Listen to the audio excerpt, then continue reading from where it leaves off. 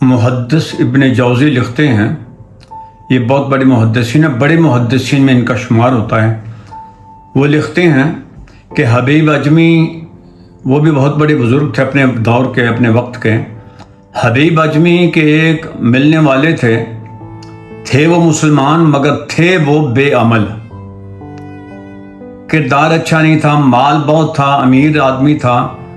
تو حبیب اجمی ان کو اکثر کہا کرتے تھے کہ وقت گزر رہا ہے بڑی تیزی کے ساتھ، تو اللہ کے حضور توبہ کر لو اور نیک عمل کیا کرو، بد اعمالیاں، برے اعمال چھوڑ دو، یہ زندگی مختصر سی ہے، اس میں نیک عمل کر لو۔ وہ جب بھی وہ آتا تھا تو آگے سے حبیب اجمی ان کو یہی وصیت کیا کرتے تھے، یہی نصیحت کیا کرتے تھے کہ ابھی بھی وقت ہے، بے عملی چھوڑ کر، بد عملی چھوڑ کر نیک اعمال کی طرف آ جاؤ۔ وقت گزرتا گیا، وہ سن لیتے، چلے جاتے، پھر آ جاتے، پھر سن لیتے، پھر چلے جاتے۔ ایک دن وہ مالدار آدمی آیا اور کہنے لگا کہ میں آپ کو گواہ بنا کر توبہ کرنا چاہتا ہوں اللہ تعالیٰ کے حضور میں نے گناہوں سے معافی مانگنی ہے اور توبہ بھی کرنی ہے، آئندہ میں نیک عمل کرنے کی کوشش کیا کروں گا۔ وہ کہتے ہیں کہ میں نے پوچھا کہ یہ اچانک تبدیلی تمہاری زندگی میں کیسی رونما ہو گئی؟ کل تو مجھے مل کے گئے ہو اور ایک دن کے بعد تم میرے پاس آ گئے ہو، آخر یہ تمہاری دل کی دنیا کیسے بدل گئی؟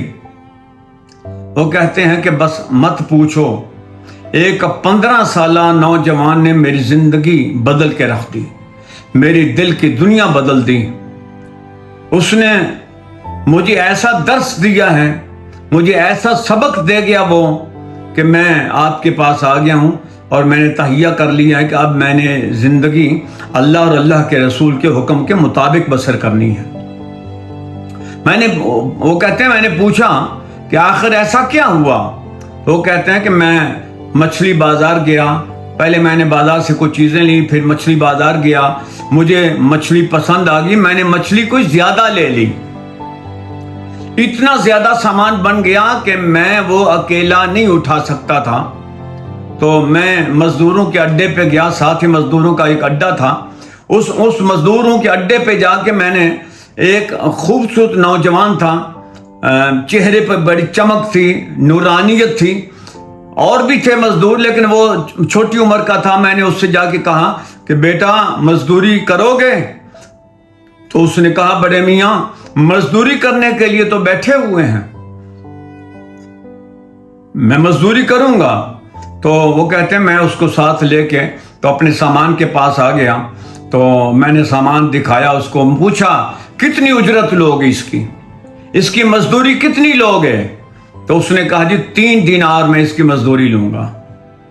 میں نے کہا ٹھیک ہے، سامان اس نے اٹھا لیا، میں آگے وہ میرے پیچھے ہم چلتے گئے، تو یہاں تک کہ ظہر کی نماز کا وقت راستے میں آ گیا، تو ساتھ ہی بستی تھی، تو مسجد بھی تھی سڑک راستے کنارے پہ۔ تو وہ کہنے لگا نوجوان اگر اجازت ہو تو میں نماز نہ پڑھ لوں، آپ تھوڑا انتظار کر لینا۔ تو وہ کہتے ہیں کہ میں نے اس سے کہا کہ ٹھیک ہے پڑھ لو۔ ایک پھٹے پہ اس نے سامان رکھا، میں بھی سامان کے پاس ہی بیٹھ گیا، وہ تیزی سے گیا، جا کے نماز پڑھی اور واپس آ گیا۔ ابھی اور کوئی نمازی باہر نہیں نکلا تھا، وہ سب سے پہلے باہر نکلنے والا نوجوان تھا۔ میں نے اس سے پوچھا کہ اور تو کوئی بھی نمازی باہر نہیں نکلا، تم اتنی جلدی کیوں نکل آئے ہو؟ تو اس نے کہا میں نے فرض پڑھے ہیں، سنتیں اور نفل میں بعد میں جا کے پڑھ لوں گا، میں اس لیے جلدی آ گیا کہ آپ کے دماغ میں، آپ کے خیال میں کہیں یہ نہ آ جائے کہ میں کام چور ہوں، وقت زیادہ میں نے لگا دیا ہے۔ تو یہ ہے جوانی کی عبادت۔ جوانی کی عبادت کی لذت اپنی ہوتی ہے۔ میں نے کہا تھا نا در جوانی توبہ کردن شیوہ پیغمبری، وقت پیری گرگ ظالم میں شود پرہیزگار۔ یہ جو جوانی کی عبادت ہوتی ہے نا، جوانی کی توبہ، یہ پیغمبروں کا شیوا ہوتا ہے۔ پیغمبر تو ہر عمر میں پاک ہوتے ہیں، طیب ہوتے ہیں، گناہوں سے معصوم ہوتے ہیں، لیکن چونکہ جوانی بھی ان کی پاک ہوتی ہے تو یہ جو جوانی ہوتی ہے یہ پھر پیغمبروں سے مشابہت رکھتی ہے عبادت میں۔ ویسے تو پیغمبروں کی کوئی مشابہت نہیں ہو سکتی، لیکن عبادت میں وہ تشبیہ دے دی کہ جوانی میں جو توبہ کر لیتا ہے، جوانی کی جو عبادت ہوتی ہے وہ اس کی پھر مثل ویسے ہو جاتی ہے۔ تو جوانی کی عبادت کا اپنا مزہ آتا ہے، اپنا لطف ہوتا ہے۔ تو وہ نوجوان نے پھر اپنا سامان اٹھایا، تو وہ کہتے ہیں کہ مجھے اب اس سے کچھ پیار ہونے لگا، مجھے وہ جو نوجوان اچھا لگنے لگا، میری عقیدت اس کے ساتھ ہو گئی تھی کچھ کہ یہ تو بڑا نیک نوجوان ہے۔ تو میں آگے تھوڑا سا اور چلے تو میں نے اس سے کہا کہ یہ سامان میں نہ اٹھا لوں، تمہیں تھوڑا سا آرام مل جائے گا، تو سہارا نہ دے دوں تمہیں۔ تو اس نے کہا میں نے آپ سے اجرت طے کی ہوئی ہے 3 دینار کی، اگر آپ نے میرا یہ سامان اٹھا لیا نا، یہ میرا بوجھ آپ نے اٹھایا، تو میں 3 دینار سے پھر کم اجرت لوں گا۔ میں نے جو اجرت طے کی ہے وہ 3 دینار، پورا سفر میں نے اٹھانا ہے یہ بوجھ، اس لیے میں نے آپ کو یہ بوجھ نہیں اٹھانے دینا۔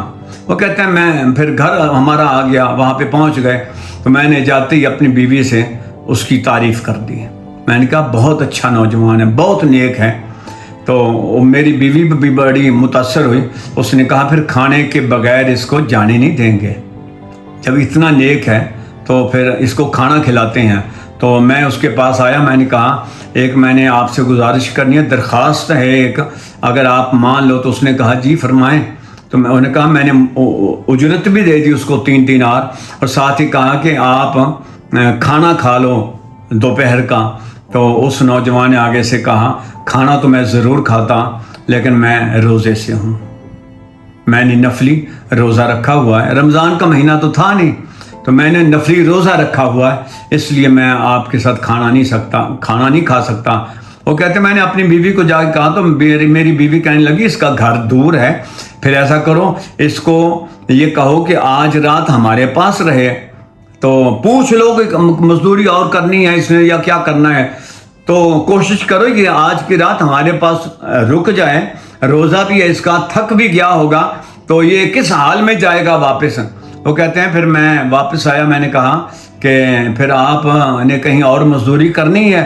اس نے کہا نہیں، میں 3 دینار کی مزدوری کرتا ہوں روز، میرے لیے وہ کافی ہے، میں اکیلا ہی ہوں، میرا اپنا خرچہ بن جاتا ہے۔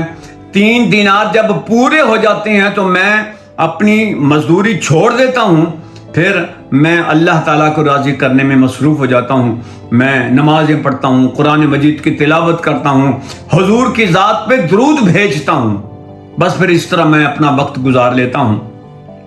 وہ کہتے ہیں پھر 3 دینار تو اس کے ہو ہی گئے تھے، پھر میں نے اس سے کہا کہ پھر میری یہ خواہش ہے کہ آج آپ ادھر ہی رک جاؤ، واپس جاؤ گے دیر ہو جائے گی، روزہ بھی ہے آپ کا، تو شام رات کا اندھیرا چھا جائے گا، تو آپ میرے پاس آج رکو، مہمان بن جاؤ میرے۔ میں نے کہا ٹھیک ہے کوئی بات نہیں۔ میں اسے مسجد میں چھوڑ آیا، تو میں واپس آ گیا، مغرب کی نماز کے بعد وہ میرے پاس واپس آ گیا، کھانا میں نے کھلایا اس کو، تو پھر بیٹھک میں نے اس کو کہا کہ یہاں آپ آرام کر لیں۔ اس نے کہا جی مجھے پانی دے دیں اور مصلی دے دیں۔ میں نے پانی بھی رکھ دیا، مصلی بھی رکھ دیا، تو ہم سونے کے لیے اپنے کمرے میں آ گئے۔ وہ کہتے ہیں میری ایک بیٹی تھی 20 سال کی، ایک ہی میری بیٹی تھی 20 سالہ، اس کی 20 سال کی عمر تھی، معذور تھی، پیدائشی مزدور تھی وہ، اس کو ہم نے اپنے پاؤں پہ کھڑا ہوتے ہوئے نہیں کبھی دیکھا، اس کو چلتے ہوئے نہیں دیکھا، پیدا ہوئی تھی مزدور تھی، 20 سال ہم اس کی نوکری کر رہے تھے، اسی کی بھی خدمت کر رہے تھے، تو وہ ہماری محتاج تھی، تو ہم کھانا کھانے لگے۔ اس بیٹی کو جب کھانا کھلانے کے لیے اس کے کمرے میں گئے تو ہم نے پھر اس نوجوان کا تذکرہ کیا اور بیٹی سے بھی بات کی کہ بیٹی بہت اچھا نوجوان ہے، بڑا عبادت گزار ہے، اللہ کا نیک بندہ ہے۔ تو پھر وہ اپنے اپنے کمروں میں چلے گئے سونے کے لیے، میاں بیوی اپنے کمرے میں آ گئے، بیٹی بھی اپنی جگہ پہ سو گئی، تو وہ نوجوان بیٹھک میں سو گیا۔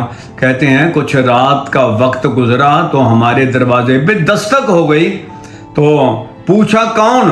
تو بیٹی نے کہا دروازہ کھولیں۔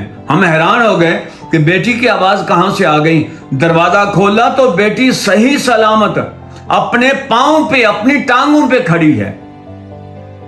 ہم حیران ہو گئے, آنکھوں میں آنسو آ گئے, خوشی کے آنسو تھے, رونے بھی لگے ایک دوسرے کو دیکھ کے.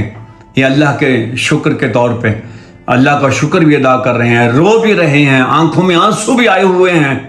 تو ہم نے پوچھا بیٹا یہ سب کچھ کیسا ہو گیا؟ انہوں نے کہا میں لیٹی تھی اپنے کمرے میں تو میں نے اللہ سے سرگوشی کی, اے اللہ جیسے میرے امی اور ابو کہتے ہیں کہ وہ بہت نیک ہیں, اگر وہ واقعہ ہی نیک ہے تو پھر اے اللہ اس کی عبادت اور ریاضت کے صدقے میں مجھے ٹھیک کر دے. تیرے خزانوں میں کوئی کمی تو نہیں ہے نا, مجھے ٹھیک کر دے. یا ایھا الذین آمنوا اتقوا اللہ وابتغوا الیہ الوسیلہ, اللہ کا فضل تلاش کرو. تو وہ کہتی ہیں میں نے اس نوجوان کا واسطہ اللہ تعالیٰ کے حضور پیش کیا, میں اسی وقت ٹھیک ہو گئی. میری دعا ابھی ختم نہیں ہوئی تھی کہ میری ٹانگیں ٹھیک ہو گئی, میں بالکل تندرست ہو گئی. تو وہ کہتے ہیں پھر ہم جلدی سے اس کے کمرے کی طرف بڑھے, دروازے پہ دستک دینے لگے تو دیکھا تو دروازہ کھلا ہی تھا. اندر گئے تو وہ نوجوان غائب تھا, مگر ایک تحریر چھوڑ گیا تھا. وہ تحریر یہ تھی کہ اگر میں آپ کو اچھا لگ گیا ہوں, آپ کو اگر میرے ساتھ عقیدت ہو گئی ہے, کوئی پیار کوئی محبت ہو گیا میرے ساتھ, تو مجھے ڈھونڈنے کی کوشش نہ کرنا, پھر اللہ اور اللہ کے رسول کو تلاش کر لینا, ان کی محبت میں لگ جانا, ان کی رضا میں لگ جانا اور ان کے حکم کے مطابق اپنی زندگی بسر کرنے میں مصروف ہو جانا. یہ تحریر وہاں وہ جوان چھوڑ کے وہ چلا گیا تھا. تو نوجوانوں کے لیے خاص کر کے اس آج کی گفتگو میں یہ پیغام ہے کہ عام طور پہ کہتے ہیں نا کہ ابھی تو ہماری عمر ہی کیا ہے, چھوٹی عمر ہے, آگے چل کے کر لیں گے, عمرہ کر کے عبادت شروع کر لیں گے, آگے رمضان آ رہا ہے, رمضان میں ویسے بھی نمازیں شروع کرنی ہیں, بس رمضان کے بعد ہم نے رمضان میں نمازیں شروع کر لینی ہیں, تو داڑھی بھی رکھ لینی ہے. اللہ کو تاریخیں مت دیا کرو, اللہ ہماری عبادتوں کا محتاج نہیں ہے, ہم اللہ تعالیٰ کی رضا کے محتاج ہیں, ہم اللہ کے محتاج ہیں. اللہ ہمارا محتاج نہیں ہے, نہ ہمارا محتاج ہے, نہ ہماری عبادتوں کا محتاج ہے, نہ ہمارے قیام و سجود کا محتاج ہے. وہ رب ہے, وہ بے نیاز ہے, ہم اس کے قدم قدم پر محتاج ہیں. تو دعا کریں اللہ تعالی ہم سب کو نیکی کی توفیق عطا فرما دیں. آمین ثم آمین.